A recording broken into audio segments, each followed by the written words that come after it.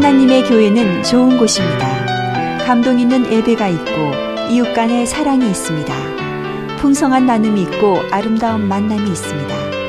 하나님이 주신 사명이 있는 곳, 성령의 권능이 함께하는 곳, 방황하는 영혼들의 구원의 방주가 되기 위해 믿음과 말씀 안에서 오늘도 빛과 소금의 역할을 다하고 있습니다. 가까운 교회에 나가셔서 예수님을 만나보세요. 꿈과 소망이 있는 밴쿠버 중앙 장로교회.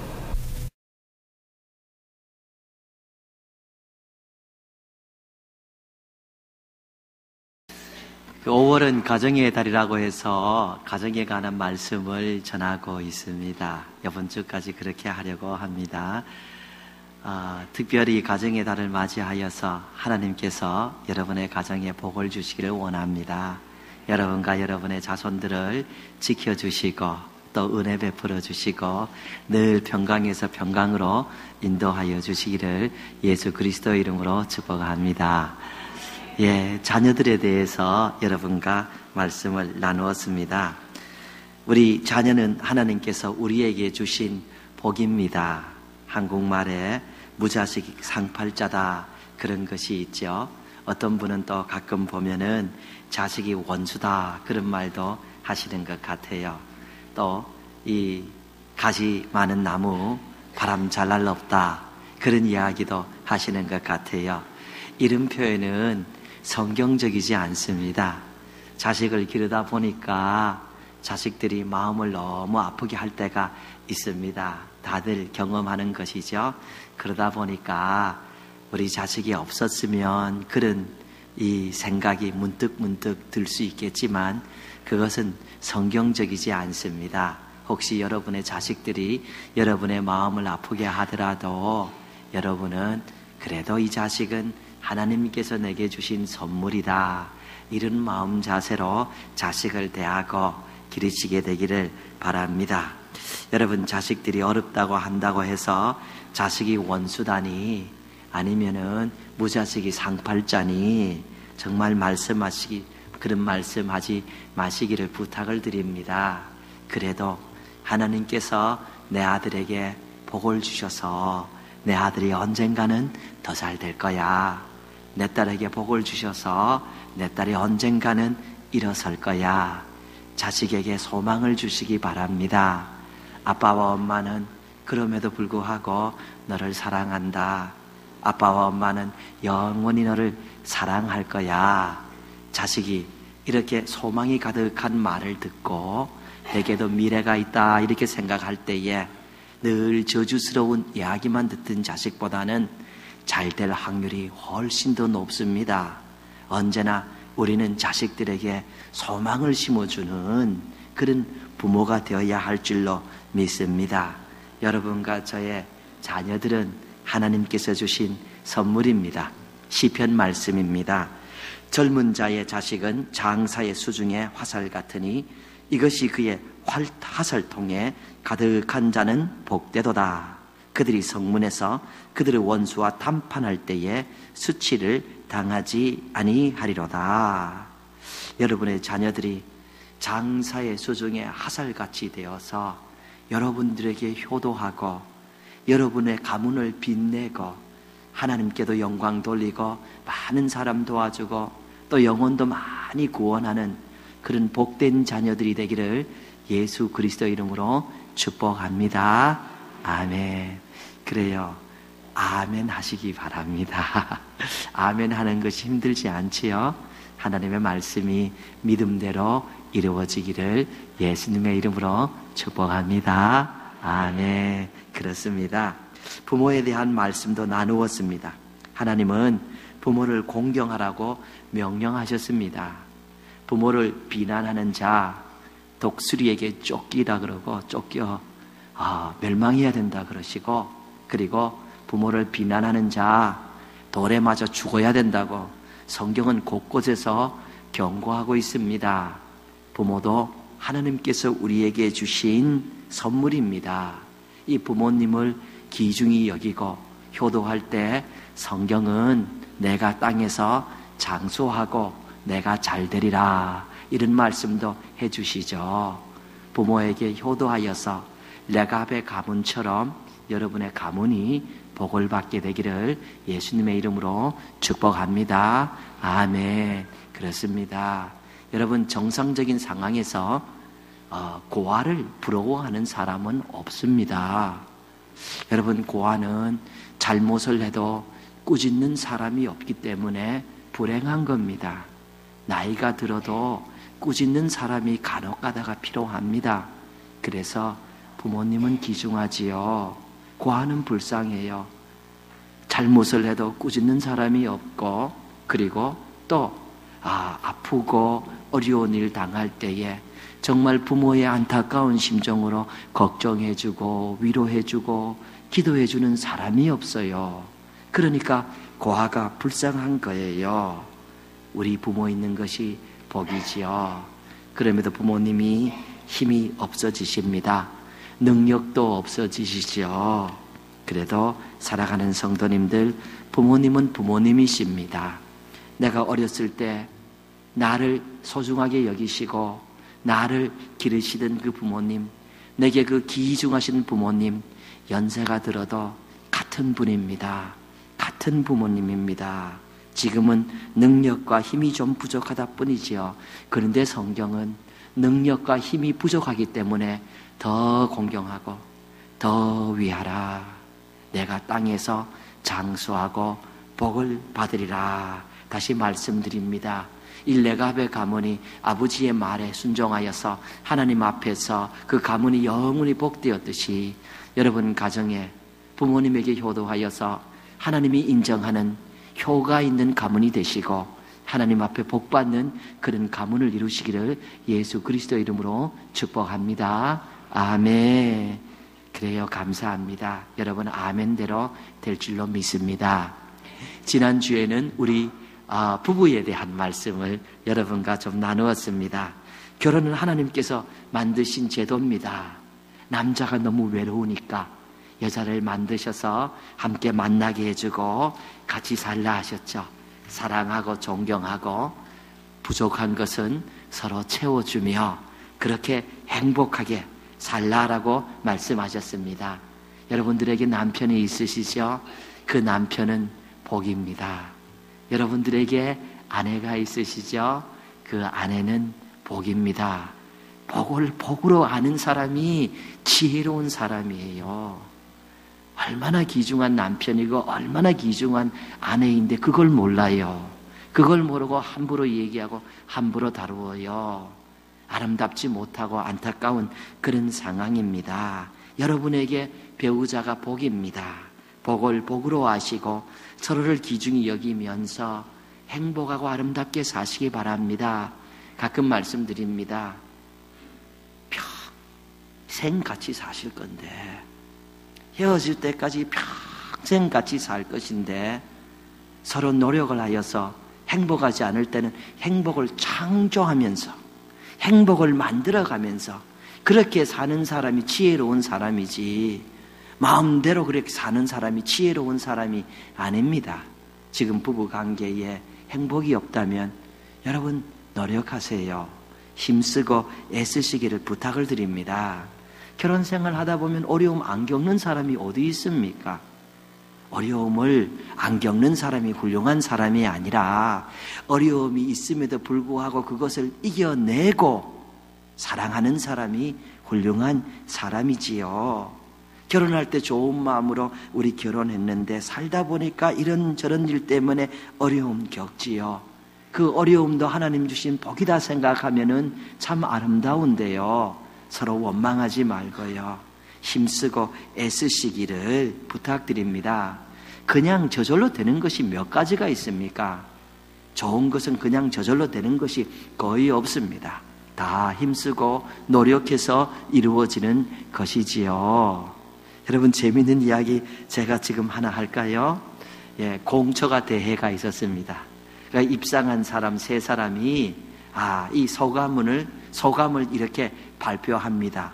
3등한 사람의 소감입니다. 나는 아내가 내게 무엇을 해줄까 질문하기보단 내가 아내를 위해서 무엇을 해줄까 평생 질문하며 생활하겠습니다. 그럽니다. 두 번째 사람이 2등한 사람이 소감을 이야기합니다. 나는 아내의 행복을 위하여 이 땅에 역사적 사명을 띠고 이 땅에 태어났습니다. 그렇게 얘기합니다. 1등한 사람의 이야기입니다. 1등한 사람은 이렇게 소감을 얘기합니다. 나는 내일 지구에 종말이 온다고 해도 오늘 빨래와 청소를 하겠습니다. 여러분, 1등한 사람이 왜 1등한 사람인지 아시겠습니까? 추상적인 얘기 아니라 작은 것이라도 돕고 힘써서 살겠다. 1등이 보이지요. 가정 안에서 노력이 필요합니다. 힘쓰고 애씀이 필요합니다. 그렇게 해서 행복을 만들어 가시기를 바랍니다. 근데 그렇게 해도 나름대로 이렇게 노력을 했는데도 잘 안 된다. 나름대로 사랑을 하는데도 존경하지 않고 나름대로 존경하는데도 사랑하지 않는다. 잘 안 된다. 그러니까 성경은 기도하라라고 가르치는 것이죠. 하나님, 제 아내를 더 사랑할 수 있도록 제 마음을 다스려 주세요. 하나님, 제 아내 더 사랑하도록 도와주세요. 하나님, 제 남편 더 존경할 수 있도록 도와주십시오. 하나님, 제 마음을 다스려 주셔서 제 남편 훌륭한 사람 될 수 있도록 제가 존경하도록 하나님 도와주세요. 하나님은 사랑이십니다. 부부가 하나님 사랑 중심으로 이런 마음으로 노력하고 기도하면 하나님께서 여러분 가정에 복을 주시지 않겠냐 하는 것입니다. 여러분들의 자녀를 사랑하시고 여러분의 부모님을 사랑하시고 여러분의 배우자를 사랑하십시다. 그리고 하나님 중심으로 하나님 사랑, 이웃 사랑하여서 하나님께도 우리의 행복한 모습을 통하여 영광을 돌리고 이웃들에게도 유익을 주며 전도도 하고 영혼도 구원하여 하나님 보시기에도 소중한 가정, 이웃들이 보기에도 행복한 가정, 내가 사는데도 행복을 느끼는 복된 가정 다 되시기를 예수 그리스도의 이름으로 축복합니다. 아멘. 그렇습니다. 참 고린도전서 13장 말씀이 참 좋지요. 너무 좋으니까 노래도 만들었죠. 사랑은 언제나 오래 참고 사랑은 언제나 온유하며 사랑은 시기하지 않으며 자랑도 교만도 아니하며. 사실 여러분 잘 아시겠지만 나이가 들어갈수록 부부가 귀중합니다. 자식보다 부부가 더 귀중합니다. 나이가 들어갈수록 여러분 그건 느끼실 겁니다. 여러분에게 부부의 사랑이 있게 되길 바랍니다. 그리고 여러분의 자녀들, 여러분 아무리 잘나도 배우자 잘못 만나면 인생이 힘들어요. 남자가 아무리 똑똑해도 정말 배우자를 잘 만나면은 뺑댕어미 같은 그런 배우자 있잖아요. 힘들어요. 여자가 아무리 선해도요, 남자 잘못 만나면 정말 힘들어요. 자녀들 좋은 배우자 만나게 도와주옵소서. 늘 기도하세요. 예. 그리고 여러분들도 혹시나 혼자 되셨으면 좋은 사람 허락해 주세요. 뭐 가진 것 많은 사람보다 믿음 좋고 마음 좋은 사람, 능력도 있으면 좋겠지요. 좋은 사람 만나게 도와주옵소서. 늘 기도하고 좋은 사람과 아름답게 일평생 사시기를 예수님의 이름으로 축복합니다. 아멘. 아멘 하셔야지. 아멘 하셔야지. 축복합니다. 예. 이 성경에 보면은 이 아름다운 가정을 인도한 사람들이 있습니다. 오늘은 이 성경의 인물 통하여서 하나님께서 복을 주신 가정의 모습 여러분과 하나 나누어 보고자 합니다. 욥기서 말씀입니다. 예, 욥기 1장 1절입니다. 우스 땅에 욥이라 불리는 사람이 있었는데 그 사람은 온전하고 정직하여 하나님을 경외하며 악에서 떠난 자더라. 저는 이 욥기 1장을 읽을 때마다 욥이 참 부러워요. 나도 좀 저런 사람이 되었으면 하는 그런 생각이 있습니다. 욥에 대해서 이렇게 소개하고 있죠. 욥은 온전한 사람이다라고 소개합니다. 영어에는 blameless, 나무랄 데가 없는 사람이다라는 거예요. 그가 하는 말이나 그가 하는 행동이나 그의 마음가짐이나 사람을 대하는 데 있어서 이 욥은 나무랄 데가 없는 사람이다, 이렇게 이야기하고 있습니다. 욥은 정직한 사람이었다라고 얘기합니다. 거짓이 없어요. 안과 밖이 같은 사람이에요. 정직한 사람이에요. 욥은 하나님을 경외한 사람이다라고 이야기하고 있습니다. 하나님을 진심으로 예배하고 하나님 앞에 두려움을 알아서 사람을 막대하거나 말을 마음대로 하는 사람이 아니죠. 하나님을 경외하는 사람입니다. 욥은 악에서 떠난 사람이다, 악한 일을 하지 않는 사람이다, 이렇게 기록하고 있어요. 이거 읽을 때에 하나님께서 나를 보시면은 저렇게 보셨으면 좋겠다, 그런 생각을 합니다. 저를 보시고 하나님께서 너는 참 나무랄 데가 없구나, 너 참 정직하구나, 너는 나를 참 경외하구나, 너는 악에서 떠났구나. 우리 하나님께서 우리 성도님들을 보면은 너희들은 참 정직하구나, 나무랄 데가 없구나, 나를 경외하구나, 너희들은 악에서 떠난 자구나. 하나님께서 여러분들에게 은혜를 주시기를 예수 그리스도 이름으로 축복합니다. 아멘. 이 욥은 그런 사람. 계속 말씀을 이어갑니다. 2절과 3절입니다. 그에게 아들 7과 딸 3이 태어나니라. 그의 소유물은 양이 7,000마리요 낙타가 3,000마리요 소가 500결이요 암나귀가 500마리이며 종도 많이 있었으니 이 사람은 동방 사람 중에 가장 훌륭한 자라.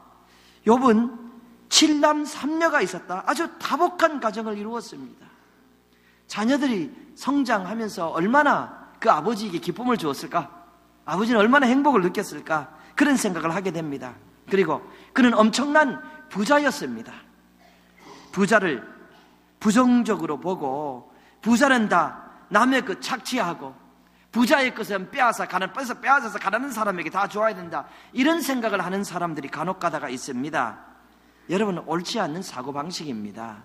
물론 물질이 많은 사람 가운데서 정직하지 못한 사람, 다른 사람 거 착취한 사람들이 있지요. 다들 그런 것이 아닙니다.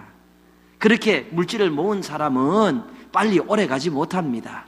부모의 유산을 물려받아서 물질이 많은 사람도 그 가문에서 그 선친 중에 누군가는 참 열심을 다하시고 지혜롭게 살았기 때문에 그렇게 부유한 사람이 된 것이다 하는 것입니다. 물질이 나쁜 것이 아닙니다. 물질로서 좋은 일을 하는 사람이 얼마나 많이 있습니까? 하나님께서 우리 성도들에게 물질의 복을 주시기를 예수 그리스도의 이름으로 축복합니다. 물질이 좋지요. 어떤 사람은 이야기를 합니다. 부자는 다 지옥 가고 가난한 사람은 다 천국 간다. 이것 맞지 않습니다. 이건 성경적이지도 않습니다. 성경에 보면 물론 부자는 돈이 많기 때문에 돈을 의지하고 하나님을 덜 의지한다. 자기의 돈과 자기 가진 것 때문에 하나님을 믿는 삶을 잘 살지 않는다. 그래서 부자가 천국 가는 것은 이 나귀가 바늘기로 들어가는 것만큼 힘들다, 그것보다도 힘들다, 어렵다는 말씀은 있지만 부자는 다 지옥 가고 가난하면 다 천국 간다, 이런 얘기는 없습니다. 가난해도 예수 안 믿으면 하나님의 자녀 못 됩니다. 부자도 예수 믿으면 하나님의 자녀 되고, 부자들이 예수 잘 믿는 사람이 얼마나 많은지 모릅니다. 사랑하는 성도님들, 다시 축복합니다. 하나님께서 여러분의 가문에 돈을 많이 주시기를 예수 그리스도 이름으로 축복합니다. 그래서 하나님의 일을 여러분 물질로도 마음대로 하시고 이웃도 마음대로 도와주시고 돈 때문에 걱정하지 않게 되기를 바랍니다. 이 사람은 부자였습니다. 그리고 이 말씀 꼭 마지막 부분에 보면은 이 사람은 동방 사람 중에 가장 훌륭한 자라라고 기록하고 있습니다. 동방 사람 중에 가장 훌륭한 사람이라 배운 것도 많이 배웠고 가진 재물도 많았고 권세도 있었다는 거예요. 인품도 훌륭했다는 것이죠. 여러분, 물질이 있고 권세가 있다고 다 훌륭한 사람이다, 이런 소리 듣지 못합니다. 그런 것이 있어도 인품이 받쳐주지 않으면은 훌륭한 소리 못 듣죠. 졸부라는 소리 듣지요. 예? 권세가 있어도 이 거짓말장이라는 소리 듣지요. 여러분, 욥은 많은 것이 있었지만은 훌륭한 인품도 소유한, 사람들이 인정하는, 하나님도 인정하는 동방에서 훌륭한 사람이다 라고 기록하고 있습니다. 이 사람의 가정은 어떤 가정이는가? 다음 말씀에서 우리가 생각해 볼 수 있습니다. 욥기서 1장 4절입니다. 그의 아들들이 자기 생일에 각각 자기의 집에서 잔치를 베풀고 그의 누이 3명도 청하여 함께 먹고 마시더라. 이 욥의 7명의 아들들이 생일을 맞이하면은 다들 생일 잔치를 합니다. 생일 잔치를 하는데 자기 가족들만 모이는 것이 아니라 형제들을 다 초청합니다. 그리고 처남들까지 다 초청하고 누이들까지 다 초청해서 잔치를 합니다.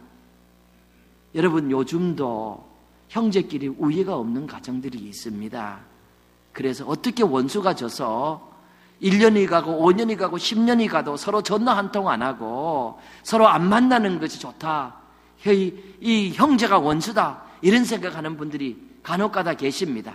혹시 여러분 가운데 그런 분 계시면 그거 옳지 않습니다. 먼저 전화하시고 예수님의 마음으로 먼저 다가가셔서 형제끼리 우애하시기를 부탁을 드립니다.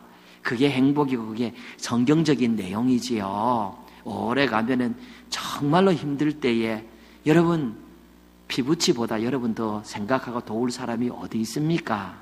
형제끼리 우애하시기 바랍니다. 이 욥의 얘기를 들어보면 욥의 아들들이 다 이렇게 잔치 때마다 부르고 처남들까지 부르고 잔치하는 것을 보면은 우애가 깊은 가족이에요. 서로 굉장히 사랑하는 가족인 것을 볼 수가 있어요. 그런 형제끼리 우애할 때에 부모의 마음이 얼마나 흐뭇하고 행복을 느끼겠습니까? 욥은 이런 화목한 가정을 인도한 것을 볼 수 있습니다.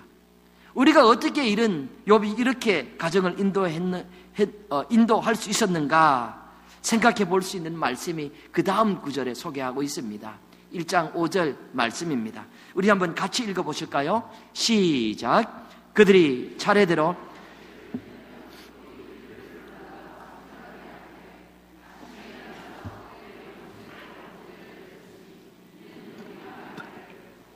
내 아들들이 죄를 범하여 마음으로 하나님을 욕되게 하였을까 함이라. 욥의 행위가 항상 이러하였더라. 이 형제들이 우애가 깊어서 다 초대하고 잔치를 합니다. 모든 형제들의 이 잔치가 끝나면 욥은 그 형제들을, 저 자식들을 다 부르지요. 다 부르고 자식의 수대로 제사를 올려드립니다. 자식의 수대로 소 한 마리씩 잡았다는 거예요. 자식의 수대로 소 한 마리 잡았으니 소 7마리 잡아서 하나님 앞에 제사를 드리는 것이지요. 왜 그렇게 하셨는가? 욥이 말하기를 혹시 내 아들들이 죄를 범하여 마음으로 하나님을 욕되게 하였을까 함이라. 잔치를 하는 도중에 교만한 마음이 들어가서 하나님을 욕되게 하고 교만하게 되어서 나는 내 힘대로 하나님 없이 살 수, 이런 마음 가지지 않을까, 이런 이야기를 하는 것이죠. 사실 고생을 안 해보고 그저 부모가 물려주는 것만 가지고 사는 사람은 잘못하면은 정말 버릇없는 사람, 예의 없는 사람, 자기만 아는 사람이 될 수가 있습니다. 욥의 자녀는 어렸을 때부터 아버지가 해주는 것 거의 다 행복을 알고 살았던 것 같습니다. 아버지가 걱정스러워서 혹시나 얘들이 잔치하면서 이 물질 의지하며 살겠다, 잔치하면서 하나님 없이 살겠다, 이런 마음 가져서 하나님 앞에 교만되고 욕된 행동을 하지 않았는가? 이거 조심해야 된다고 부릅니다. 불러서 함께 예배를 올려드리며 너희들 잘못한 거 있으면 빨리 하나님께 회개해. 마음을 성결하게, 마음을 정결하게 하나님 앞에 올바른 마음 가져야 된다. 이렇게 하고 함께 예배드리며 늘 하나님 앞에서 자기들의 모습을 체크하고 하나님과 아름다운 이 관계를 유지했던 것을 볼 수 있습니다. 그 후반부를 보면은 욥의 행위가 항상 이러하였더라, 이렇게 기록하고 있습니다. 욥은 한 번 그렇게 아이들을 불러서 예배드리고 회개한 것이 아니고 2번 그렇게 한 것이 아니라 항상 그러하였더라, 항상 늘 그런 마음으로 생활했던 것을 볼 수가 있습니다. 욥은 정직한 사람이었습니다. 하나님을 경외하는 사람이었습니다. 악에서 떠난 사람이었습니다. 이렇게 하나님을 섬기는 아버지를 존경하지 않는 자식이 있다면 그 자식이 이상한 자식이 아닐까 싶습니다. 안과 겉이 같습니다. 정직합니다. 집에서나 바깥에서 항상 하나님을 경외하는 마음으로 생활하는 것이 우리 아버지의 모습입니다.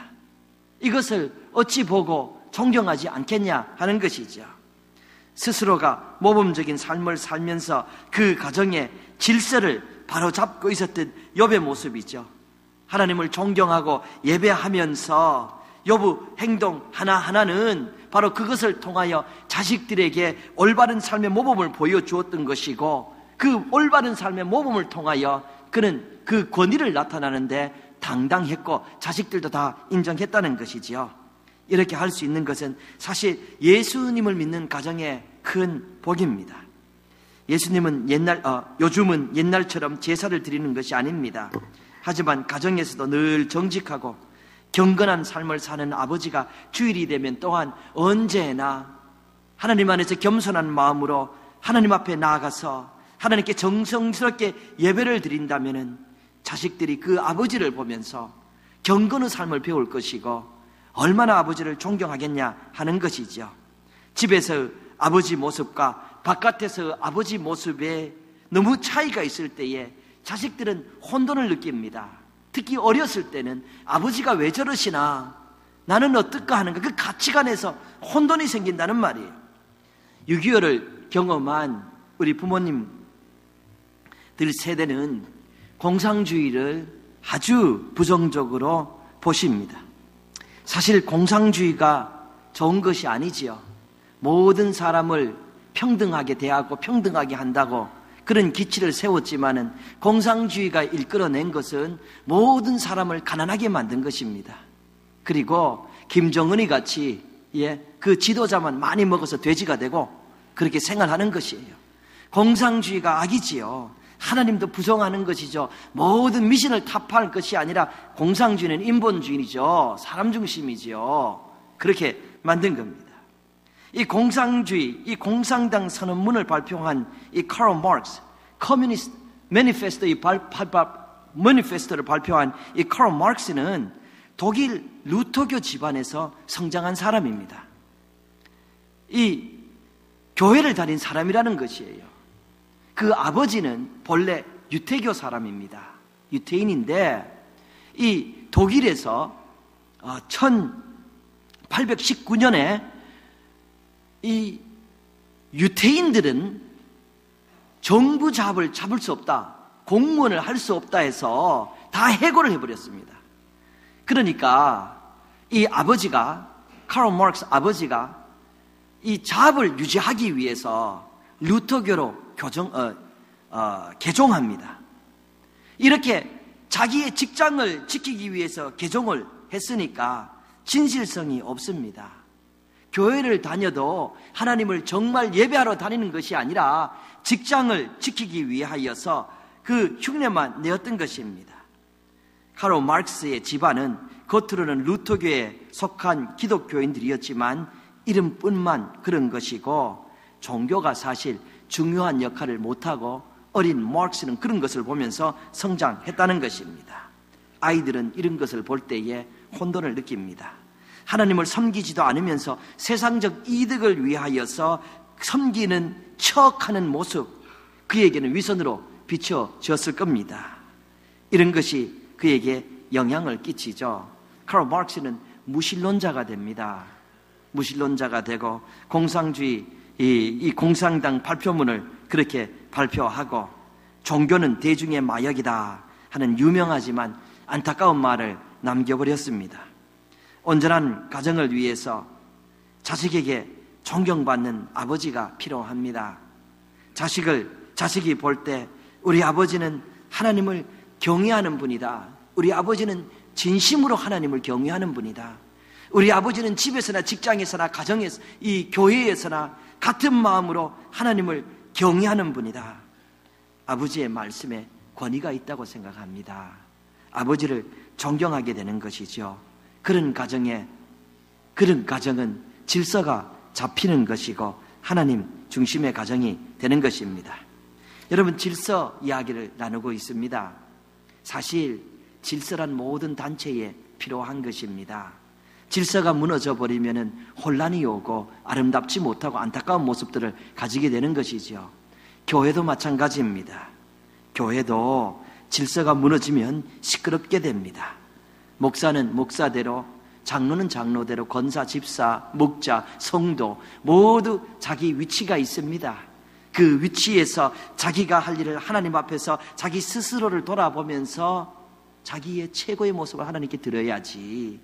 자기 일 감당하기 힘든데 다른 장로가 이렇더라, 집사가 이렇더라, 이렇게 할 때에 질서가 무너져 버리고 그 교회는 시끄럽게 될 수밖에 없다 하는 것이지요. 위에서 기도해 주는 분이 질서를 지키고 은혜 있는 분이다 하는 것입니다. 가정이 마찬가지입니다. 질서가 중요합니다. 아버지가 아버지로서, 어머니가 어머니로서, 자식이 자식으로서 해야 할 일이 있고 그 위치가 있고 지켜야 될 것이 있습니다. 이걸 지키고 질서를 지킬 때에 그 가정이 아름답게 움직여지는 것이지요. 아들이 아버지에 대해서 아무렇게나 얘기하고 또 부모도 자식에 대해서 막대하고 흉이나 보고 그렇게 한다 그러면 그 가정이 어떤 가정인가? 심각한 문제가 있는 가정, 여러분 따라하고 싶은 가정은 아닐 것입니다. 욥이 하나님을 진심으로 경외함으로써 그는 경건의 생을 통하여서 가정의 질서를 지킨 것이고 하나님께서 복을 내려주신 겁니다. 하나님을 진심으로 경외하는 그 모습에서 그의 자녀들이 아버지의 권위를 보았고, 하나님을 경외하는 그 아버지의 모습에서 그의 자녀들도 하나님을 경외하며 서로 사랑해야 된다는 그런 것을 배우며 그렇게 가정이 화목하게 인도함을 받았던 것입니다. 여러분, 성경은 분명 가정 질서에 대해서 이야기를 해주고 있습니다. 그것은 아버지 중심의 질서입니다. 창세기 49장 보면 야곱이라는 사람이 하늘나라에 가기 전에 모습을 기록해 두었습니다. 이분이 어떤 모습으로 갔는지 여러분 잘 아는 이야기가 아닙니까?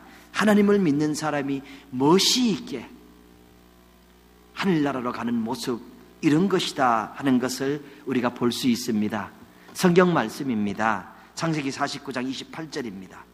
이들은 이스라엘의 12지파라. 이와 같이 그들의 아버지가 그들에게 말하고 그들에게 축복하였으니 곧 그들 각 사람의 분량대로 축복하였더라. 이들은 이스라엘의 12지파라. 그러니까 이스라엘 12지파, 야곱의 12아들을 얘기하는 겁니다. 이 12아들입니다. 이와 같이 그들의 아버지가, 이 12아들의 아버지 그 야곱이 그들에게 말하고 그들에게 축복하였으니 곧 그들 각 사람의 분량대로 축복하였더라. 야곱이 이 세상을 떠나기 전에 아들들을 다 불러서 앞날에 대한 이야기를 해주고 그 아들들 하나하나를 위하여서 축복의 기도를 해주었다 하는 것입니다. 죽게 될 때에 힘이 하나도 없습니다. 힘이 하나도 없고 너무 노쇠해서 이제 노환으로 가는데도 그는 아버지로서 권위를 지키고 아버지로서 해야 될 것을 한 모습을 볼 수가 있죠.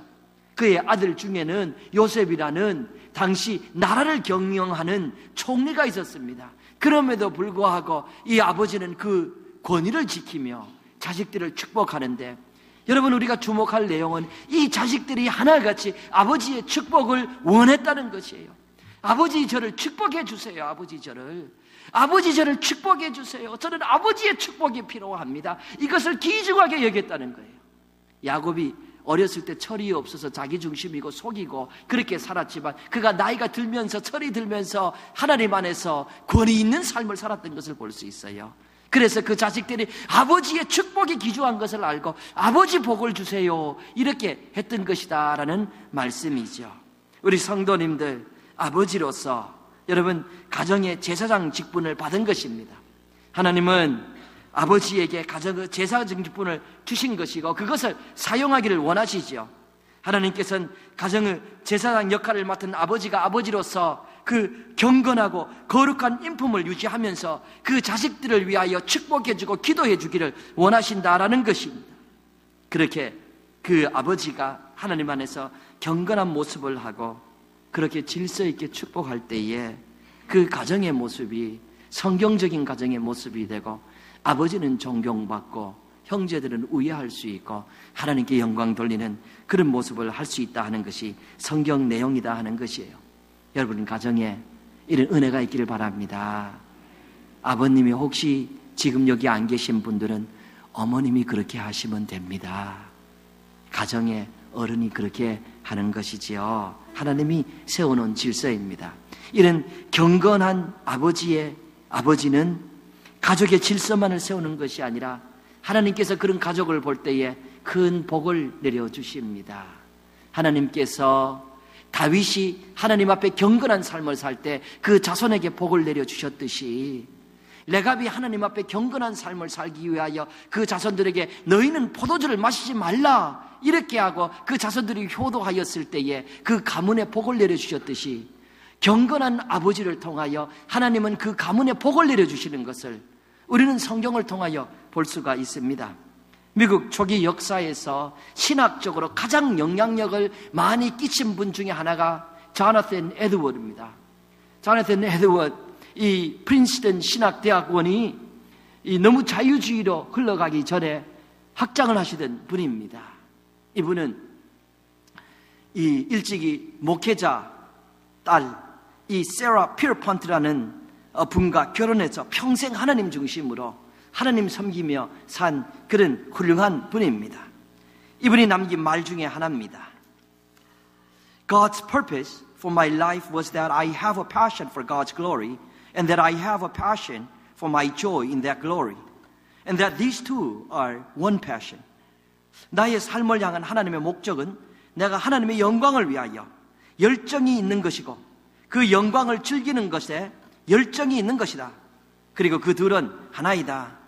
나의 삶에 향한 하나님의 목적은 내가 하나님께 영광을 돌리기 위하여 열정을 내는 것이다. 그리고 그 하나님의 영광을 위하여 열정을 내는 것을 즐기는 열정이 있는 것이다. 이 사람이, 이분이 어떤 생각으로 인생을 살았는지 또 가족을 인도했는지 엿볼 수 있는 그런 글입니다.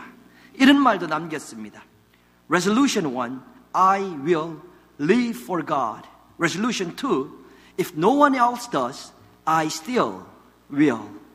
다짐 1, 나는 하나님을 위하여 살 것이다. 다짐 2, 만약 그 누구도 그렇게 살지 않는다면 그래도 나는 그분을 위해서 살 것이다. 여러분은 하나님을 위해서 사시기 바랍니다. 그 누구도 그렇게 하지 않으면 여러분은 그래도 하나님을 위해서 사시기를 주 예수 그리스도의 이름으로 축복합니다. 하나님께서 이렇게 산 분을 기억하여 주시는 것이죠. 이 조나단 에드워드는 아주 유명한 사람입니다. 그래서 이 부부가 살던 집이 아직까지 매사추세츠에 가면은 있습니다. 통나무 집에 이런 글귀가 기록되어 있다고 합니다. 이 집은 조그마합니다. 그러나 이 집은 위대한 집입니다. 이 집은 작습니다.